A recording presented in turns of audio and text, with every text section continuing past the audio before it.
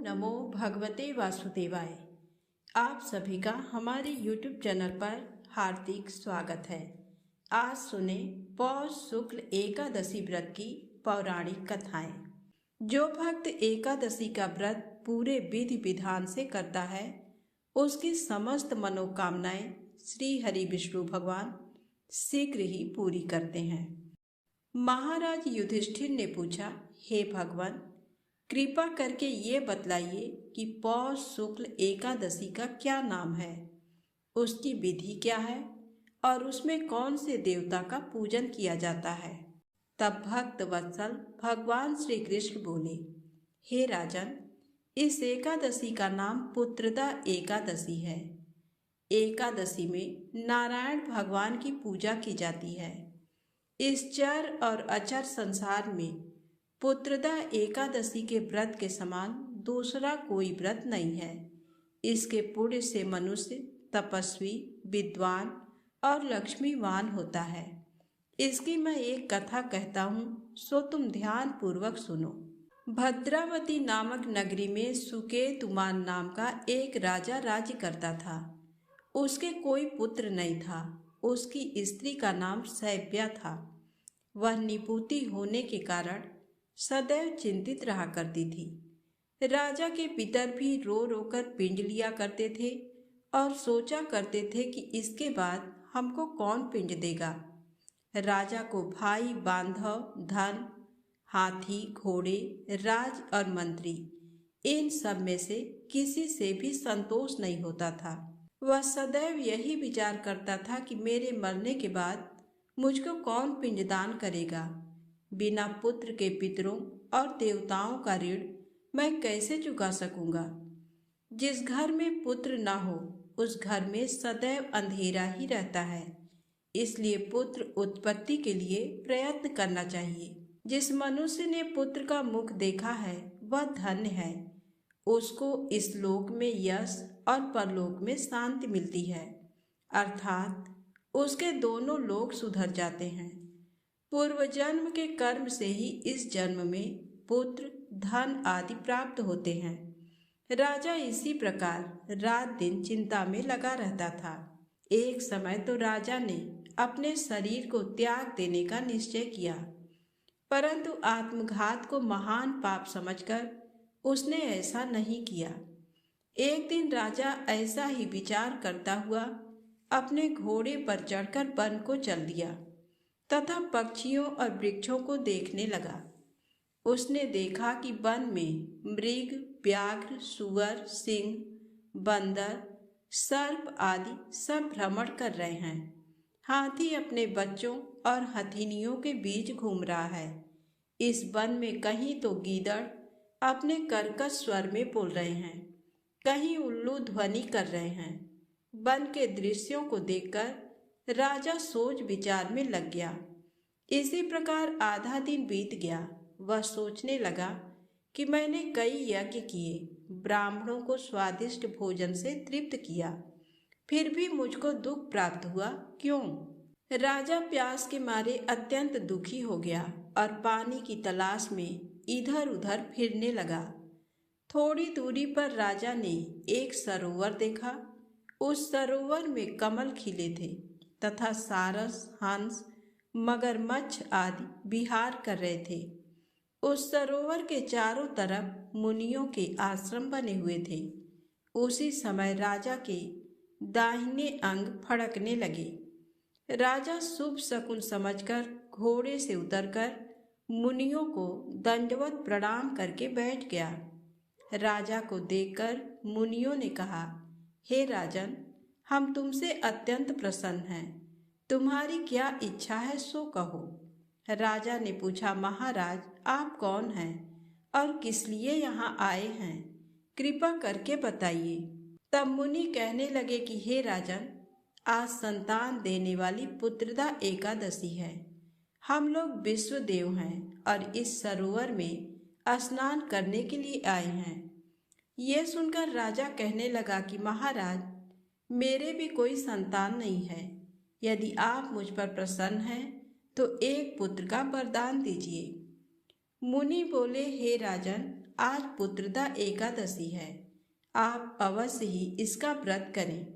भगवान की कृपा से अवश्य ही आपके घर में पुत्र होगा। मुनि के वचनों को सुनकर राजा ने उसी दिन एकादशी का व्रत किया और द्वादशी को उसका पारण किया। इसके पश्चात मुनियों को प्रणाम करके महल में वापस आ गया। कुछ समय बीतने के बाद रानी ने गर्भ धारण किया और 9 महीने के पश्चात उनके एक पुत्र हुआ। वह राजकुमार अत्यंत शूरवीर, यशस्वी और प्रजापालक हुआ।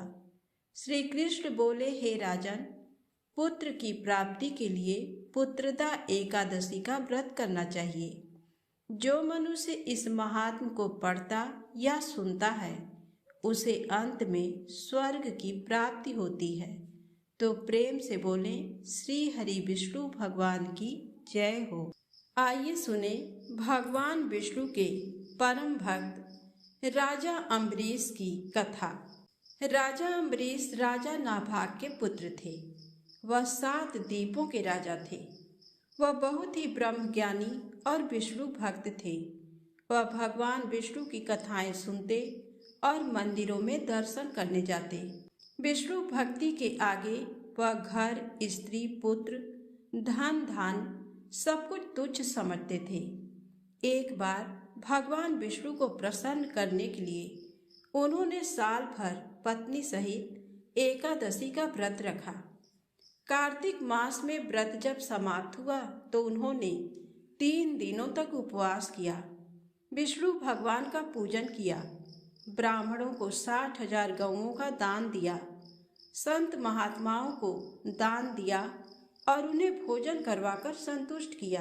राजा अम्बरीश जब ब्राह्मणों को भोजन करवाने के पश्चात पारण करने जा ही रहे थे तो उसी समय दुर्वासा ऋषि अतिथि के रूप में वहां आ गए। राजा अम्बरीश ने दुर्वासा ऋषि का पूजन और स्वागत किया और उन्हें भोजन के लिए विनती की। दुर्वासा ऋषि कहने लगे कि मैं पहले यमुना नदी में स्नान करूंगा, उसके पश्चात भोजन करूंगा। ऐसा कहकर दुर्वासा ऋषि स्नान करने चले गए। उधर द्वादशी केवल कुछ मुहूर्त ही रह गई थी, जिस मुहूर्त में पारण करना आवश्यक था, नहीं तो राजा का व्रत निष्फल हो जाता। राजा अम्बरीश दुविधा में पड़ गए क्योंकि दुर्वासा ऋषि अभी वापस नहीं आए थे। अगर अतिथि ब्राह्मण को भोजन करवाए बिना पारण करते तो पाप के भागीदार बनते, लेकिन पारण किए बिना द्वादशी व्यतीत हो जाने पर पारण का महत्व समाप्त हो जाता। ऋषियों ने कहा कि महाराज, आप केवल जल से पारण कर लें, इससे आपका व्रत भी व्यर्थ नहीं होगा और कोई दोष भी नहीं लगेगा, क्योंकि जल को भोजन और अभोजन दोनों रूपों में माना जाता है। ऋषियों के परामर्श पर राजा अम्बरीश जलपान कर दुर्वासा ऋषि की प्रतीक्षा करने लगे। यमुना से लौटने पर दुर्वासा ऋषि अपनी तप शक्ति से जान गए कि राजा अम्बरीश ने जल पी लिया। राजा अम्बरीश पर क्रोधित होते हुए दुर्वासा ऋषि कहने लगे कि तुमने धर्म का उल्लंघन किया है। राजन, तू लक्ष्मी और धन वैभव में अंधा हो गया है। तुमने मुझे भोजन का निमंत्रण दिया और घर आए अतिथि को भोजन कराए बिना स्वयं भोजन कर लिया। इस कुकर्म का फल तुझे जरूर भोगना पड़ेगा। दुर्वासा ऋषि ने अपने जटा को उखाड़कर उसे कालाग्नि के समान कृत्या को बनाया, जो राजा की ओर दौड़ी। राजा अपने स्थान से तिल भर भी नहीं हटे। उसी क्षण भगवान विष्णु ने अपने भक्त की रक्षा के लिए अपना सुदर्शन चक्र भेजा, जिसने कृत्या को उसी क्षण जला दिया और सुदर्शन चक्र फिर दुर्वासा ऋषि की ओर मुड़ गया। दुर्वासा ऋषि जान बचाने के लिए भागे, लेकिन जहां भी दुर्वासा ऋषि जाते चक्र उनका पीछा करता रहा। ब्रह्मा जी की शरण में गए तो ब्रह्मा जी कहने लगे कि विष्णु जी के तेज से मैं आपको नहीं बचा सकता। भगवान शिव के पास गए तो भगवान शिव कहने लगे कि विष्णु जी के चक्र से तुम्हें बचाना मेरे बस में नहीं है। तुम भगवान विष्णु के ही शरण में जाओ। दुर्वासा ऋषि वैकुंठ धाम में गए। भगवान विष्णु के चरणों में वंदना कर कहने लगे कि साधुओं पर कृपा करने वाले प्रभु, मुझ अपराधी की रक्षा करें। मैंने आपके प्रिय भक्त को कष्ट पहुंचाया है, इसके लिए मुझे क्षमा करें। भगवान मेरी रक्षा करें। भगवान विष्णु कहने लगे, तुमने वास्तविकता जानते हुए भी मेरे भक्त को कष्ट पहुंचाया है। मेरे भक्त मुझे बहुत प्रिय हैं। तुम्हारी रक्षा का एक ही उपाय है, तुम राजा अम्बरीश से क्षमा मांगो। यदि वह तुम्हें क्षमा कर दे तो समझो तुम्हारी रक्षा हो गई। वह बहुत दयालु हैं और धार्मिक राजा हैं। वह तुम्हें जरूर क्षमा कर देंगे। दुर्वासा ऋषि राजा अम्बरीश के पास पहुंचकर उनसे क्षमा मांगने लगे। आपके अपमान के कारण भगवान विष्णु का सुदर्शन चक्र मुझे जला रहा है। राजा अम्बरीश जी के पैरों में दुर्वासा जी गिर गए। उन्हें दुख में देखकर राजा अम्बरीश को बहुत दुख हुआ। भगवान विष्णु के सुदर्शन चक्र को शांत करने के लिए राजा अम्बरीश ने स्तुति की। स्तुति सुनकर सुदर्शन चक्र शांत हो गए और वापस लौट गए। दुर्वासा ऋषि भी सुदर्शन चक्र के ताप से मुक्त होकर सुखी हो गए। दुर्वासा ऋषि ने राजा को आशीर्वाद दिया और कहने लगे, आप धर्मात्मा और दयालु हैं। आपने मेरी दुष्टता को भुलाकर मेरी रक्षा की। दुर्वासा ऋषि को सुदर्शन चक्र के भय से मुक्ति में 1 वर्ष व्यतीत हो गया, लेकिन राजा अम्बरीश दुर्वासा ऋषि की प्रतीक्षा में 1 वर्ष तक केवल जल ही पीकर रहे। सुदर्शन चक्र से मुक्ति के पश्चात उन्होंने दुर्वासा ऋषि को भोजन करवाकर तृप्त किया और दुर्वासा ऋषि की आज्ञा के बाद उन्होंने फिर भोजन किया। उसके पश्चात दुर्वासा ऋषि अपने लोक चले गए। राजा भक्ति के साथ राज्य करने लगे। राजा अम्बरीश के इस प्रसंग को सुनने पढ़ने से भगवान विष्णु की कृपा प्राप्त होती है। तो प्रेम से बोले, विष्णु भगवान की जय हो। अब आइए सुने 11 माता की पौराणिक कथा। एक बार एक राज्य में एक राजा रहा करता था। राजा बहुत ही बुद्धिमान और बलशाली था। राजा सदैव अपनी प्रजा का बहुत अच्छे से ध्यान रखता था। प्रजा भी अपने राजा को बहुत पसंद करती थी। राजा की 2 बेटियां थीं। राजा अपनी दोनों बेटियों से बहुत प्रेम करता था। राजा की छोटी बेटी देखने में बहुत सुंदर और आकर्षक थी और राजा की बड़ी बेटी छोटी बेटी के मुकाबले थोड़ा कम सुंदर थी। राजा की छोटी बेटी 11 माता की पूजा किया करती थी और सभी लोग राजा की छोटी बेटी से बहुत प्रेम करते थे और बहुत प्रशंसा किया करते थे। राजा भी अपनी छोटी बेटी को बड़ी बेटी से अधिक प्रेम करता था, जिस कारण राजा की बड़ी बेटी को अपनी छोटी बहन से बहुत नफरत होने लगी थी।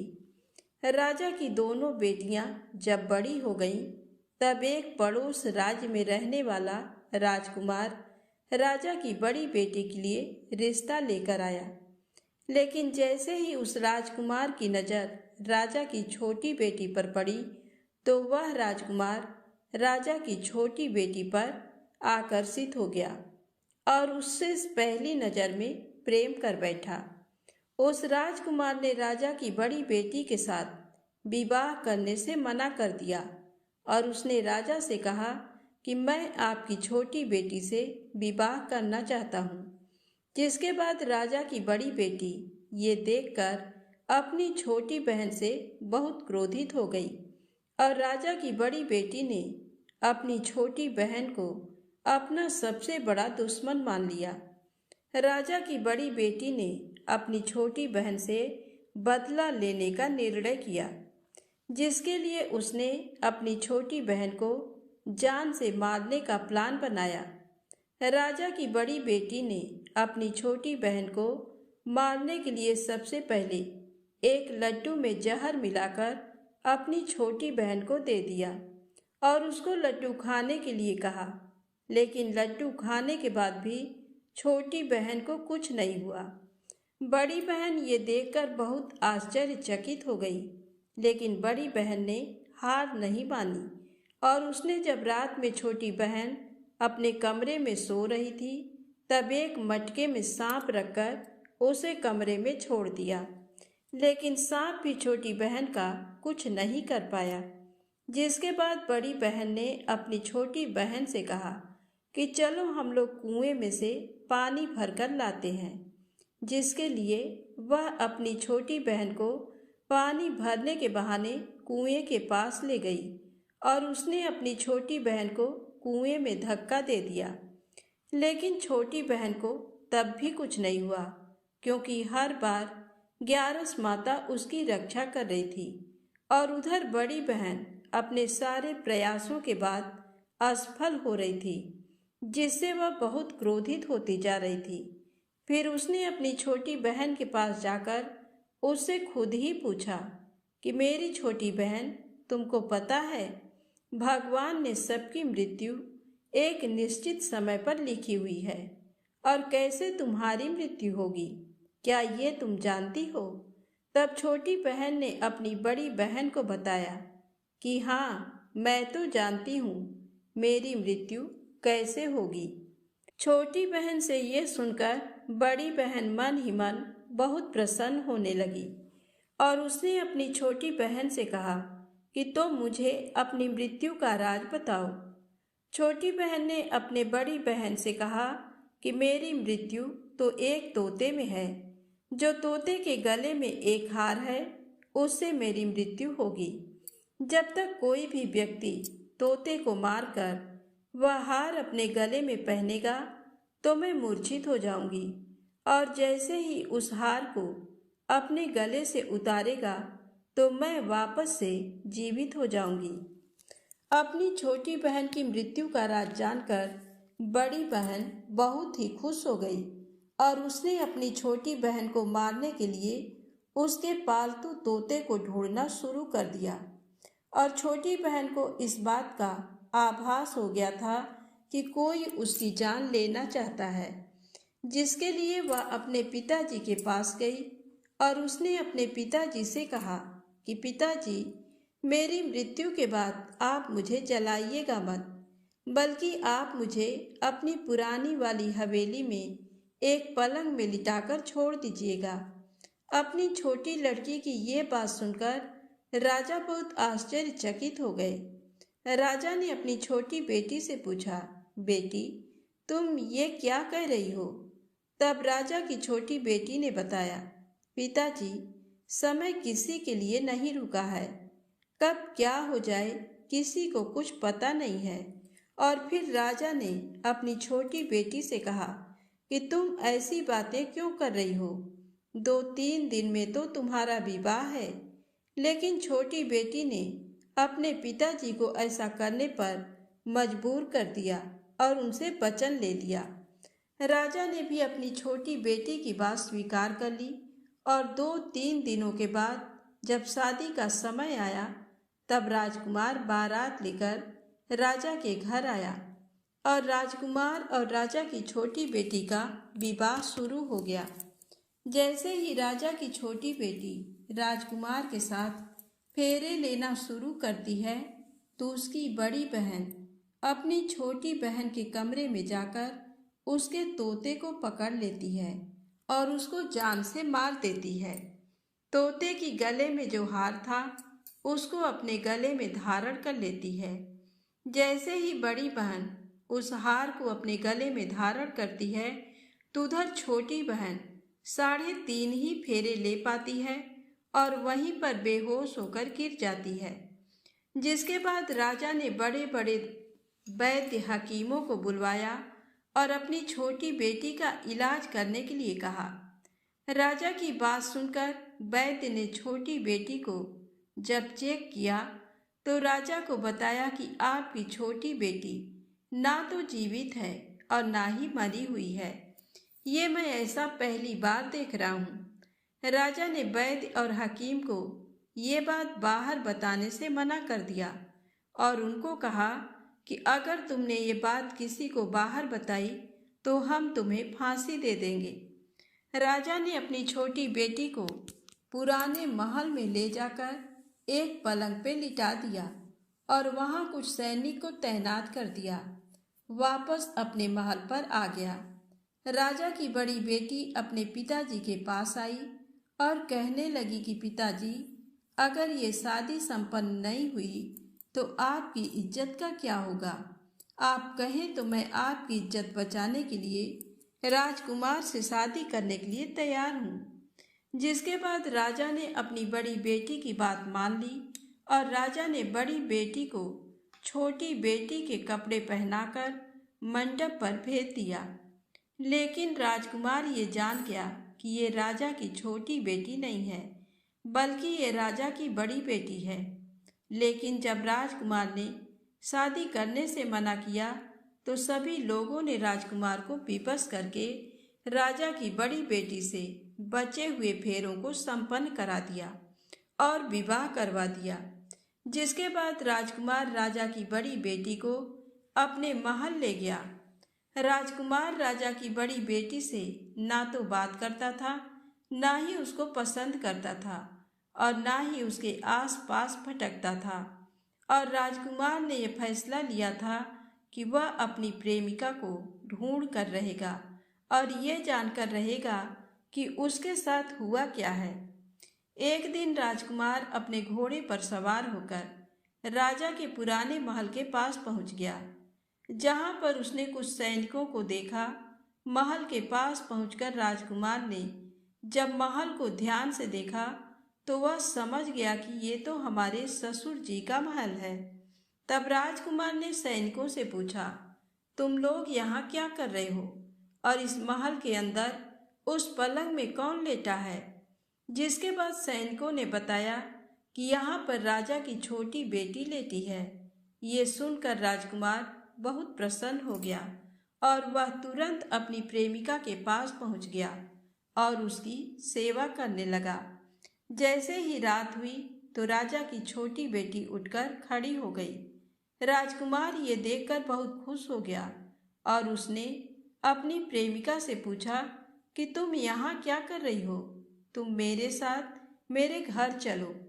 राजा की छोटी बेटी ने राजकुमार को सारी बातें बता दी कि मेरी जान एक तोते में बसी थी और मैंने ये बात सिर्फ अपनी बड़ी बहन को बताया था और मुझे पता है कि उसने ही मुझे मारने का प्रयास किया है। उसके पास एक हार है जिसको वह सुबह पहन लेती है और रात को उतार देती है। जब तक वह हार को पहने रहती है तब तक मैं मूर्छित रहती हूँ और जैसे ही वह हार को उतार देती है तो मैं जीवित हो जाती हूँ। और जब तक मेरी बड़ी बहन के पास वह हार है तब तक मैं ऐसे ही जीवित और मूर्छित होती रहूँगी। अगर मेरी बड़ी बहन के पास जो हार है वह मेरे हाथ में लग जाए तो मैं हमेशा के लिए जीवित हो जाऊंगी। राजकुमार ये बात सुनकर राजा की छोटी बेटी के पास रहने का निर्णय ले लिया और उसने अपने बचे हुए सारे फेरे उस पलंग में लेटी राजकुमारी के साथ ले लिए और अपना विवाह पूर्ण कर लिया और वहीं पर ही रहने लगा। देखते ही देखते कुछ समय में राजा की छोटी बेटी और राजकुमार की पत्नी पेट से हो गई। एक दिन राजकुमार को किसी काम से बाहर जाना पड़ा। तब छोटी बहन के पेट में बहुत तेज से दर्द होने लगा। जिसके बाद उसने ग्यारस माता का आवाहन किया।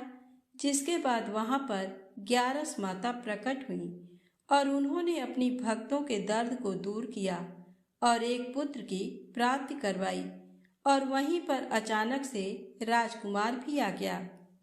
राजकुमार ने ग्यारस माता को देखा तो वह आश्चर्यचकित हो गया और उसने तुरंत माता को प्रणाम किया और ग्यारस माता ने राजकुमार से कहा कि जब तुम्हारा पुत्र 5 वर्ष का हो जाए तो तुम अपनी पत्नी का हाथ ले आकर इसके गले में डाल देना।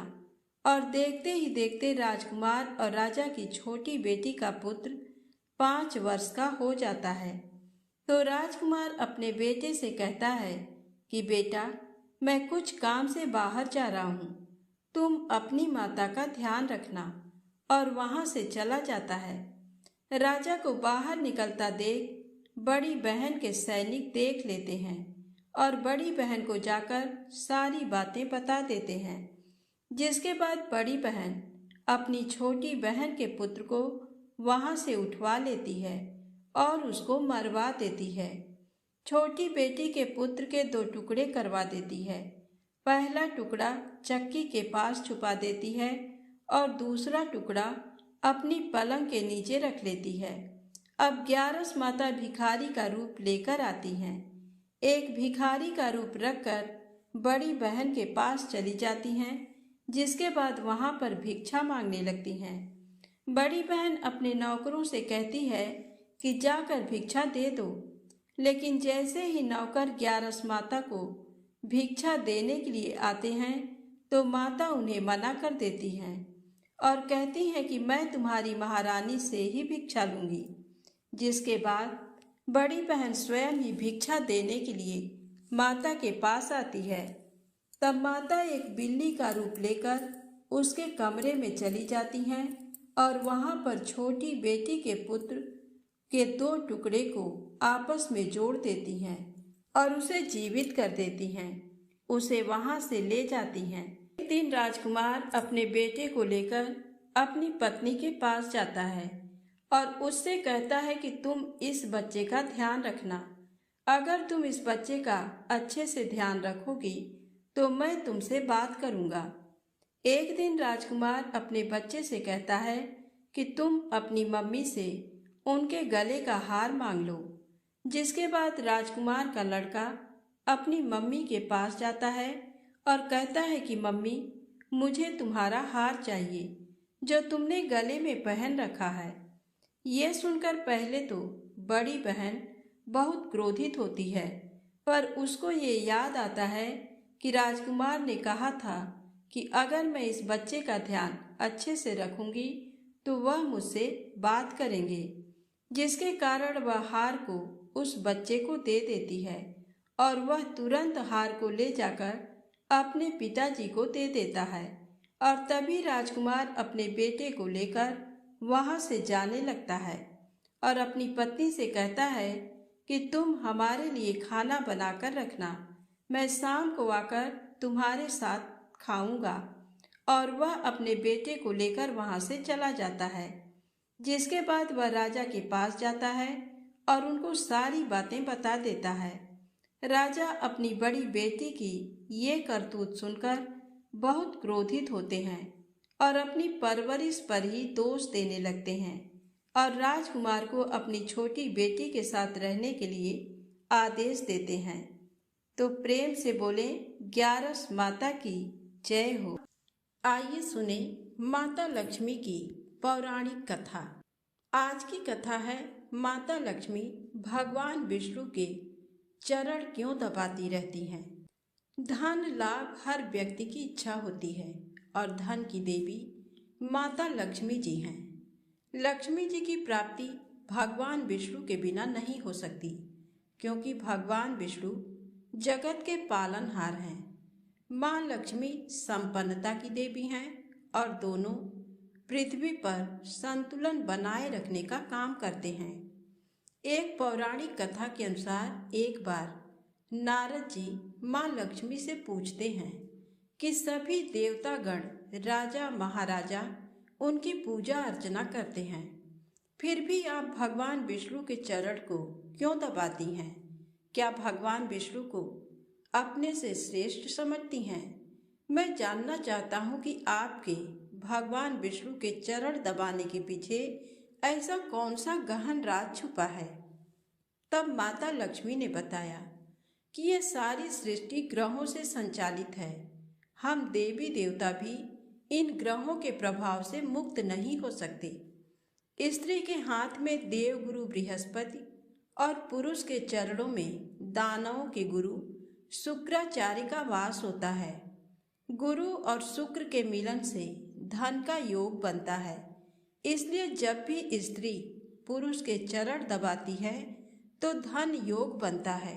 एक दूसरी पौराणिक कथा के अनुसार माता लक्ष्मी जब भी भगवान विष्णु के साथ होती थी तो उनकी बहन अलक्ष्मी वहां पहुंच जाती थी। माता लक्ष्मी को एक दिन बहुत गुस्सा आया। उन्होंने कहा कि जब मैं अपने पति के साथ होती हूँ तो तुम बार बार क्यों आ जाती हो। अलक्ष्मी ने कहा कि मेरा कोई पति नहीं है, कोई मेरी पूजा नहीं करता, इसलिए जहाँ तुम रहोगी वहीं मैं रहूंगी। ये बात सुनकर माता लक्ष्मी को बहुत क्रोध आया और उन्होंने अलक्ष्मी को श्राप दिया कि आज से मृत्यु का देवता तेरा पति है। जहाँ गंदगी, क्लेश, आलस, पति पत्नी में झगड़ा होगा वहीं पर तेरा वास होगा। भगवान विष्णु पूरी सृष्टि के पालनहार हैं, जिनका दायित्व है पूरी सृष्टि की रक्षा और पालन करना। माता लक्ष्मी विष्णु भगवान के चरणों को दबाकर उन्हें गंदगी से दूर रखती हैं ताकि अलक्ष्मी उनके निकट ना आ सके। हिंदू धर्म में अलक्ष्मी को दूर रखने के लिए, माता लक्ष्मी को प्रसन्न करने के लिए घर में पूजा अर्चना, साफ सफाई आदि किया जाता है। तो प्रेम से बोलें श्री हरि विष्णु भगवान की जय हो, माता लक्ष्मी की जय हो।